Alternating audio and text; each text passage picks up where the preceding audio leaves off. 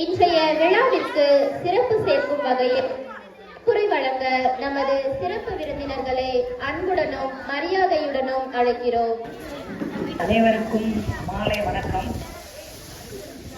மாதா பிதா குரு தெய்வம் என்பார்கள். இன்று இறைவனின் திருச்சன்னதியில் எங்கள் குடும்பங்களின் விழுதுகளான பேரப்பிள்ளைகள் அனைவரும் ஒன்று கூடி எங்களுக்கு சிறப்பு செய்து வாழ்த்துவதை காணும் போது தாத்தா பாட்டி ஆகிய நாங்கள் இறைவனின் பூரண அருளை பெற்றதாக உணர்கிறோம்.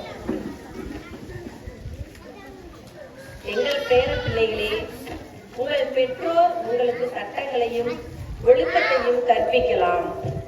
ஆனால் உங்கள் தாத்தா பாட்டியாகிய நாங்கள் உங்களுக்கு எல்லையற்ற அன்பையும் மன்னிப்பையும் இறை நம்பிக்கையையும் தரும் இருப்பிடமாக எப்போதும் இருப்போம். நமது முன்னோர்கள் மற்றும் விவிலிய வரலாற்று பதிவுகள் நமக்கு உணர்த்தும் மிகப்பெரிய பாடம் முதியவர்களின் அனுபவ அறிவும் இளைஞர்களின் செயலாற்றலும் சேரும்போதுதான் ஒரு குடும்பமும் சமூகமும் ஆசீர்வதிக்கப்படும். விவிலியத்தில் இதற்கான அழகான சம்பவங்கள் உள்ளன. சிறுவன் சாமுவேலுக்கு இரவில் இறைவனின் குரல் கேட்டபோது அது யார் என்று புரியாமல் குழம்பினார். அப்போது முதியவரான ஏலி ஆசாரியார் அது இறைவனின் அழைப்பு என்பதை உணர்ந்து, இறைவா பேசும், உம் அடியான் கேட்கிறேன் என்று பதிலளிக்க வேண்டும் என்று சிறுவன் சாமுவேலுக்கு வழிகாட்டினார். பேரப்பிள்ளைகளே, வாழ்க்கையில் உங்களுக்கு குழப்பமும் எந்த வழியில் செல்வது என்ற சந்தேகமும் வரும்போது அனுபவம் மிக்க உங்கள் தாத்தா பாட்டியின் வழிகாட்டுதலையும் ஆலோசனையையும் நாடுங்கள். திறமைகளை வீணாக்காதீர்கள். இன்றைய டிஜிட்டல் யுகத்தில் நீங்கள் பல்வேறு திறமைகளோடும் நுட்ப அறிவோடும் வளர்கிறீர்கள். அதை நீங்கள் எப்படி பயன்படுத்த வேண்டும் என்பதற்கு இயேசு கூறிய ஓமை மிகச்சிறந்த பாடம். தாளந்து ஓமைகள். ஒரு எஜமான் தன் ஊழியரிடம் அவரவர் தகுதிக்கு ஏற்ப தாளந்துகளை கொடுத்து சென்றார். 5 மற்றும் 2 தாளந்துகளை பெற்றவர்கள் கடினமாக உழைத்து அதை இரட்டிப்பாக்கினார்கள். ஆனால் ஒரு தாளந்தை பெற்றவனோ பயத்தினாலும் சோம்பேறித்தனத்தினாலும் அதை நிலத்தில் புதைத்து வைத்தான். எஜமான் திரும்பிய போது உழைத்து பெருக்கியவர்களை பாராட்டி பெரிய பொறுப்புகளை கொடுத்தார். புதைத்து வைத்தவனை பலனற்றவன் என்று கண்டித்தார். பேரப்பிள்ளைகளே, இறைவன் உங்கள் ஒவ்வொருவருக்கும் கொடுத்திருக்கும் அறிவு, திறன், நேரம் ஆகியவற்றை மொபைல் போன்களிலும் வீண் பொழுதுபோக்குகளிலும் புதைத்து வைக்காதீர்கள். அதை விடாமுயற்சியால் பெருக்கி குடும்பத்திற்கும் சமூகத்திற்கும் பயனுள்ளவர்களாக மாறுங்கள். அன்பான பேரப்பிள்ளைகளே, இன்று இறைவனின் திரு சந்நிதியில் நீங்கள் எங்களோடு நிற்பது வெறும் தற்செயல் நிகழ்வு அல்ல. விவிலிய வரலாற்று பாரம்பரியத்தில் இயேசு கிறிஸ்துவின் தாய் வழி தாத்தா பாட்டியான சுவைக்கின் மற்றும் அன்னாள் தம்பதியரின் வாழ்க்கை நமக்கு மிகப்பெரிய பாடத்தை கற்றுத்தருகிறது. அவர்கள் நீண்ட நாட்களாக குழந்தை பாக்கியம் இல்லாமல், ஆனால் மனம் தளராமல் இறைவனின் திரு சன்னதியில் கண்ணீரோடு ஜெபித்தார்கள். இறைவன் அவர்களின் விசுவாசத்தை கண்டு ஆசீர்வதித்து கன்னிமரியாளை அவர்களுக்கு மகளாக கொடுத்தார். அதே போல்தான் பேரப்பிள்ளைகளே, உங்கள் பெற்றோரும் நாங்களும் இறைவனிடம் மன்றாடி பெற்ற ஆசீர்வாதத்தின் கனிகள் தான் நீங்கள். ஸ்வக்கின் அன்னாள் தம்பதியர் கன்னி மரியாவை இறை நம்பிக்கையிலும் நல்லொழுக்கத்திலும் வளர்த்தெடுத்தார்கள். அந்த நல்ல வளர்ப்புதான் உலகையே ரட்சித்த இயேசு கிறிஸ்து பிறப்பதற்கு வழிகோலியது.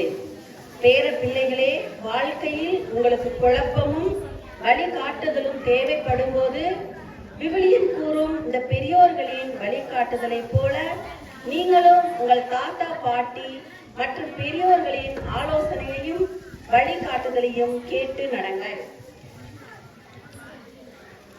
தாத்தா பாட்டியின் வேண்டுகோள்.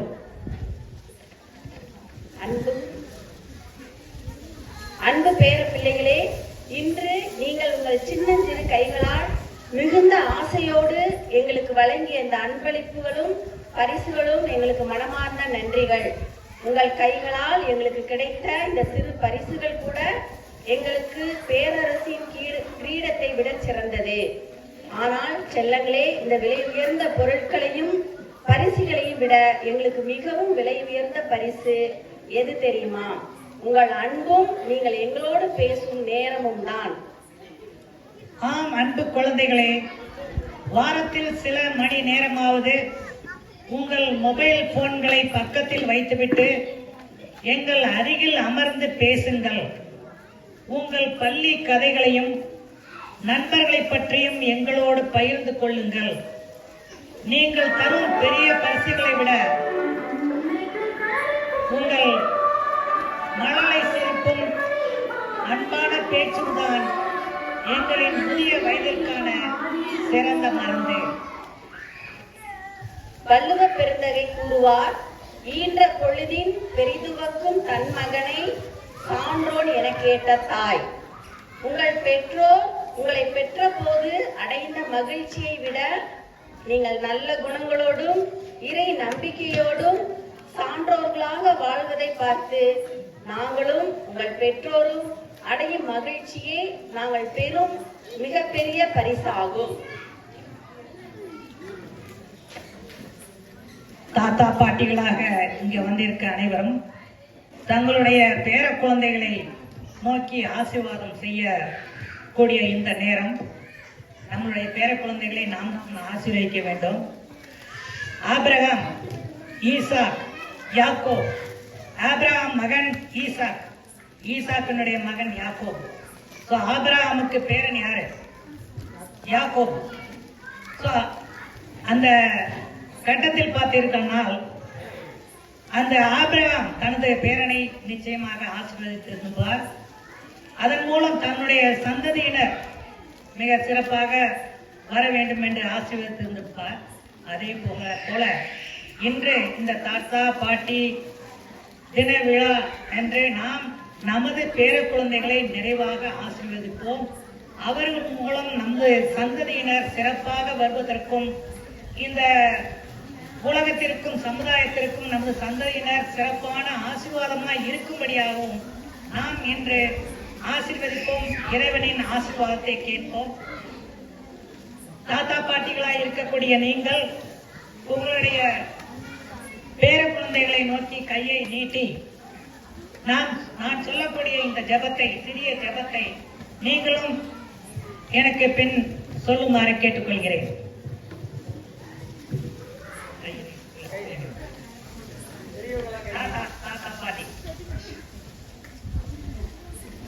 இத்திருத்தலத்தில் வீட்டிற்கும் இறைவன் எங்கள் பேர பிள்ளைகள் அனைவருக்கும் நல்ல அறிவையும் ஆரோக்கியத்தையும் ஒழுக்கத்தையும் நீடித்த புகழையும் கொடுத்து ஆசீர்வதிக்க வேண்டும் என்று தாத்தா பாட்டியாகிய நாங்கள் மனதார ஆசீர்வதிக்கின்றோம்.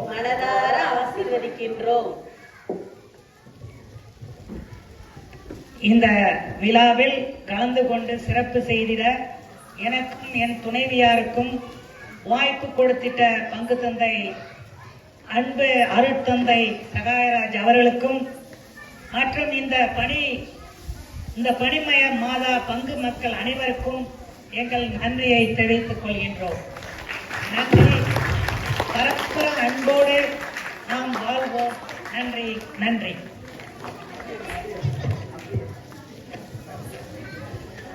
அன்புக்குரியவர்களே, இந்த அழகிய தருணத்தில் ஒரு தாத்தா பாட்டி குழந்தைகளுக்கு என்னெல்லாம் சொல்லணும்னு ஆசைப்படுவாங்களோ அதை அழகாக 2 பேரும் சேர்ந்து ஒரு ப்ரிப்பேர் பண்ணி இங்க கொண்டு வந்து ரொம்ப அழகாக நம்மிடையே கொண்டு வந்து சேர்த்திருக்கிறாங்க.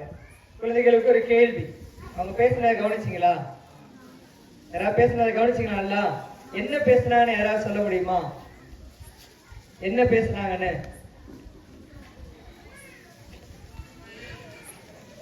மொபைல் போன் அதிகம் பார்க்கணும். மொபைல் போன் அதிகம் பார்க்கணும். நல்ல ஒரு ஜோரா ஒரு கைத்தறல் கொடுப்போம்.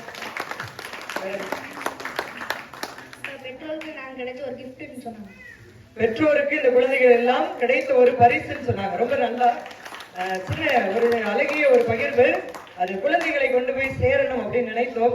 உண்மையிலேயே குழந்தைகளுக்கு இப்போதாவது சேர்ந்திருக்கும்னு நினைக்கிறேன். சரி, அதனால நல்ல ஜோர ஒரு கைத்தட்டல் இந்த இருவருக்குமே கொடுத்து மகிழ்வோம். டேனியலுக்கு ஒரு நல்ல கைத்தட்டல் கொடுத்துருவோம். அன்புக்குரியவர்களே, இந்த அழகிய தருணத்தில் இந்த சிறப்பு விருந்தினர்களுக்கு நம்முடைய ஆரோக்கிய மாதா அன்பியத்தின் சார்பாக திரு வின்சென்ட் அவர்கள் ஒரு நினைவு பரிசினை வழங்கி நமது மகிழ்ச்சியை இரட்டிப்பாக மாற்றுகிறார். கரங்களை தட்டி நமது வாழ்த்துக்களை பகிர்ந்து கொள்வோம்.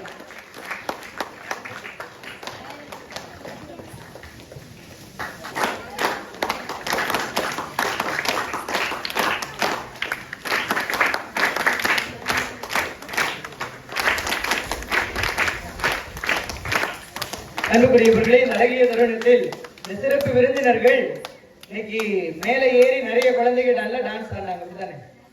இன்னும் 2 டான்ஸ் இருக்குது அப்படித்தானே? இந்த டான்ஸ் ஆடிய குழந்தைகள் அத்துணை பேருக்கும் ஒரு சிறிய பரிசு கொடுக்கலாம் அப்படின்னு சொல்லி ஏற்பாடு செய்து வைத்திருக்கிறோம். நிகழ்வு முடிகிற போது இந்த சிறப்பு விருந்தினர்களின் கைகளில் அந்த பரிசுகளை பெற்றுக்கொண்டு நடனம் ஆடிய எல்லா குழந்தைகளுமே, மேட்டூர் ஆலிபட்டிலிருந்து வந்த குழந்தைகள், இங்க இருக்க குழந்தைகள் அத்துணை பேருமே பெற்றுக்கொண்டு செல்லுமாறு உங்களை அன்போடு கேட்டுக்கொள்கிறேன். அடுத்த நிகழ்விற்கு நாம் கடந்து செல்வோம்.